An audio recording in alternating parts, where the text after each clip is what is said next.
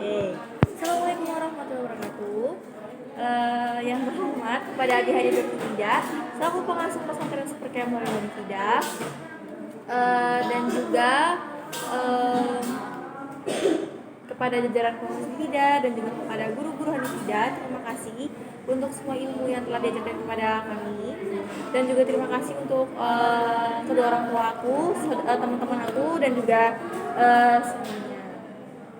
Oke, jadi pada malam hari ini di sini saya Mezalun Hikmatus Merah dari kelas 11 FA Wanifida ingin mempresentasikan peta imajinasi aku yang berjudul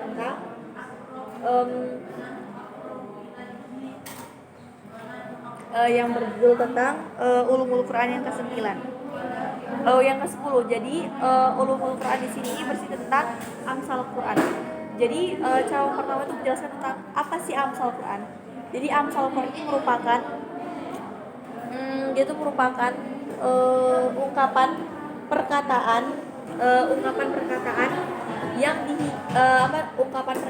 yang dihikayatkan dan itu sudah populer. Nah, kemudian dia itu juga ada menyerupakan sesuatu atau seseorang. Nah, apa yang terkandung dalam perkataan tersebut? Itu penjelasan tentang Amsal Quran. Nah, kemudian cabang kedua ini berisi tentang macam-macam dari Amsal Quran. Nah, pertama itu ada Amsal Musarroha, Amsal Kamina, juga Amsal Mursalah. Jadi Amsal Musarroha ini bersih tentang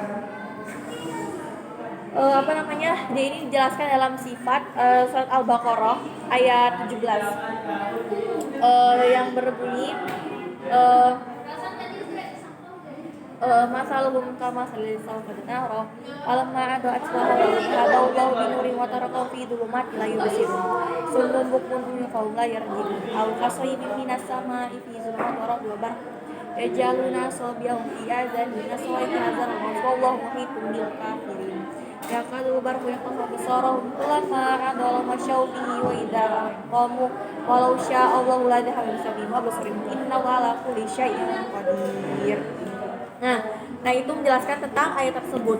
Kenapa kok bisa begitu? Karena di Amsal Musarroh ini dijelaskan tentang gimana orang-orang munafik, terus tuh gimana perumpamaan Allah tuh menyalakan api, kemudian dia tuh mematikannya sehingga tuh sekitar menjadi gelap. Kemudian orang-orang yang ditimpa hujan lebat dalam keadaan petir. Kemudian ketika misalnya dia terang, dia tuh berjalan. Kemudian ketika dia mendengar suara petir, dia menutup telinganya kayak gitu. Habis tuh itu lebih menjelaskan tentang kayak perumpamaannya gitu. Kemudian habis itu kalau Amsa yang kedua ini menjelaskan tentang dia tuh dijelaskan perumpamaan. Ini dia munculkan makna-makna yang indah dan menarik. Contohnya ayat qalu da'lana rabbaka yubayyilana mahi qala innahu yaqulu innaha baqaratun safra'u faqi'un hasasun nadirin. Atau ayat yang sebelum itu qalu da'lana rabbaka yubayyilana lauha qala innahu yaqulu innaha baqaratun la fari'un la bi'awan baina dzalika fa'alu ma tu'marun. Nah itu menjelaskan tentang bagaimana dia tuh memohon kepada Musa agar Allah menjelaskan tentang sapi betina, baik itu warnanya, terus tuh umurnya kayak gitu. Kemudian Amsal Mursalah ini